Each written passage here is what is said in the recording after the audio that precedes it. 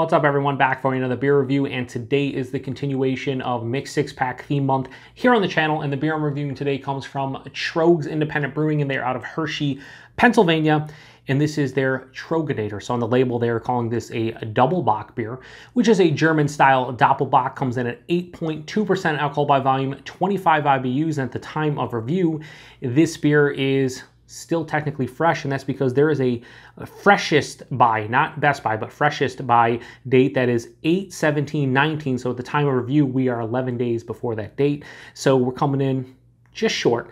So still technically fresh, but you know, some of the best German Doppelbocks I've ever had were a year old, 2 years old. So we should be fine regardless of the date. So anyway, yeah, I've had this beer before. So full disclosure, it's been been saying this so many times during Mixed Six-Pack Theme Month. It's been, I don't know, I don't even know, probably at least 3 years, maybe closer to 5. I did have the bourbon barrel-aged version of this last year, and I really enjoyed it. But it's been, yeah, it's been quite a while since I've actually, been quite a while since I've had this one. But I remember really enjoying it. Doppelbocks are some of my, pretty much in my top, definitely top 10 favorite styles, maybe tops 5 to 7. Some, you know, Einger's one of the best, just period.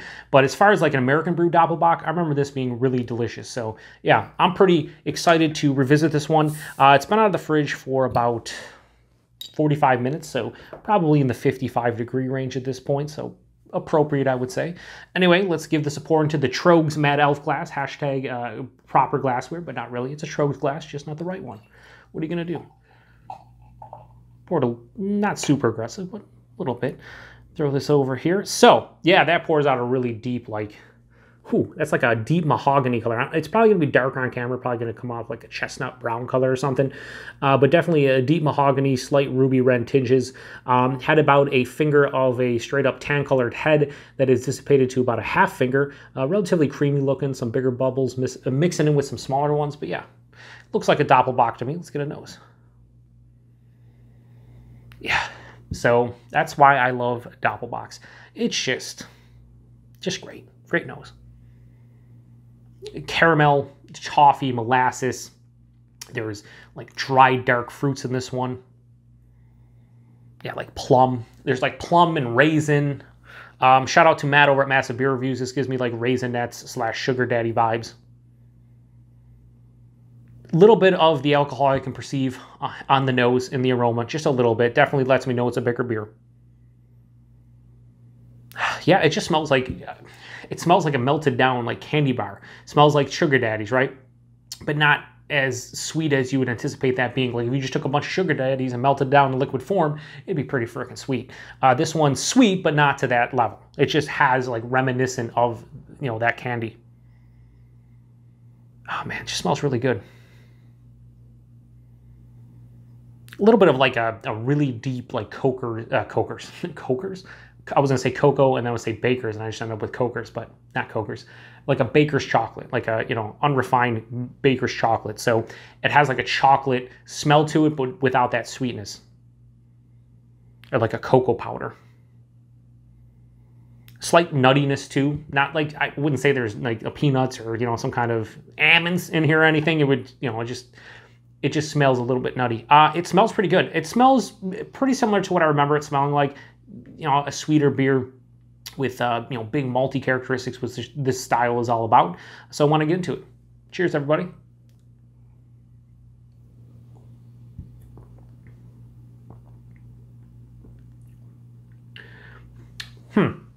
So the one thing I will say about this one is that it's a bit thin.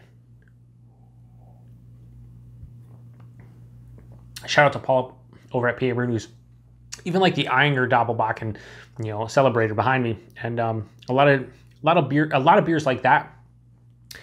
They have not a straight on full body. Like if you read the description of like a beer like that, or a lot of like the German Doppelbocks, they'll say full body, and maybe full body for that style. This one though, at 8.2%. Pretty much drinks like straight on medium to just a bit under medium body, so it is a bit thin. I would want this to be a little bit more viscous. It is a lager, so I guess you want a little bit more maybe drinkability. It's just a strong lager, but at the same time, I do want a little bit more viscosity here. Mouthfeel is really nice, soft, smooth, slightly creamy. There is carbonation there, but it's like, I wouldn't say it's undercarb, but it's just softly carbonated. Flavors pretty much carry over. Not exactly to a T, but for the most part. Really big caramel, toffee, caramelized burnt sugars. Not getting any of that.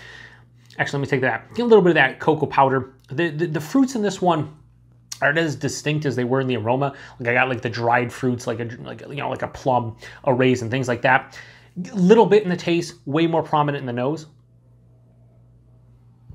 Shout out to the train going by, second one in like 15 minutes. I don't know what they're doing, but they're doing it. They're doing it, and they're doing it well. Yeah, this is pretty good. It's pretty much sweet, big malt, big malty beer like you'd expect from the style. It finishes, relatively sweet, a touch of dryness, not really any bitterness to speak of. This is a sweeter Doppelbock. Most of the Doppelbocks that I've had have leaned to the sweeter side, but the really good ones have a pretty decent balance. There's a little bit of bitterness, a little bit of dryness. This one's to the sweeter side. It's not cloying. It's not super sweet. It's not like drinking a pastry stout or something like that, but it just has a sweeter side to it. 8.2%. I really don't perceive the alcohol on the palate, even in the chest and the stomach. This hides the alcohol extremely well. I was actually getting more of like the fusel alcohol vapors in the nose, but in the taste, no, not really.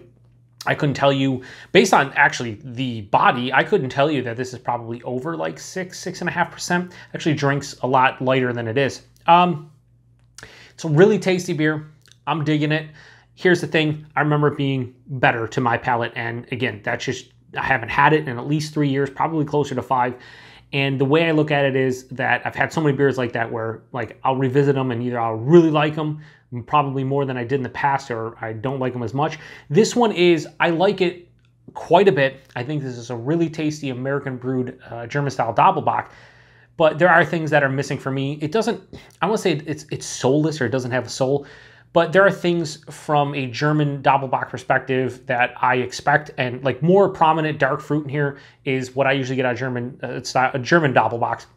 I get a little bigger body to it, and I just think it's more robust, the beer itself. I think this one is lacking a little bit compared to some of the upper echelon ones. That said, I do enjoy this one.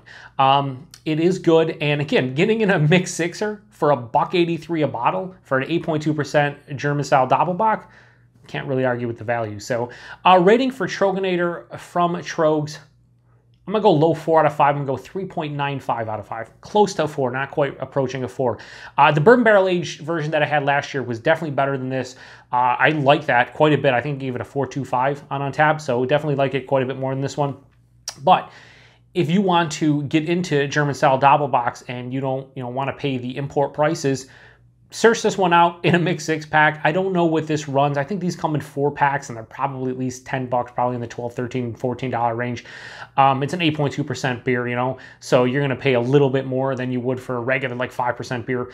But even at like $2.50 a bottle, I think this is worth trying at least once to see what you think about it, especially if you're not familiar with the style.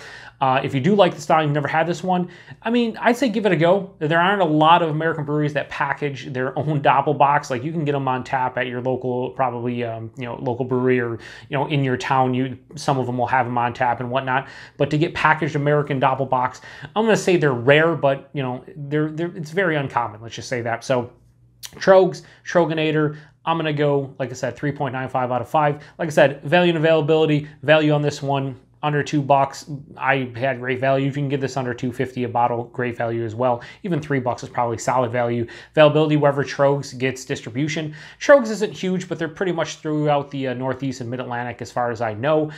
So if you're in those areas, then you probably can. I think this is year-round. I want to say this is year-round. You can find this pretty much whenever. If not, it's definitely like a spring seasonal. But yeah, anyway, really good beer. Solid. It's tough because I want to, in my mind, compare these to actual German Doppelbocks, and I think it's a little bit unfair, but at the same time, like, you got to be honest, and this is a good Doppelbock. It's just not comparable to some of the upper echelon German ones that I've had, including the Jaeger one. So anyway, appreciate everybody stopping by for another beer review. Check back tomorrow for another mixed 6-pack theme month installment. I forgot what I'm reviewing tomorrow, but I'm sure it'll be an interesting beer that I'll say, man, I haven't had this beer in 3 or 4 years. I'm sure that's going to happen. Probably going to happen. I don't know. Maybe. We'll see. Anyway, Talk to you guys later. Cheers.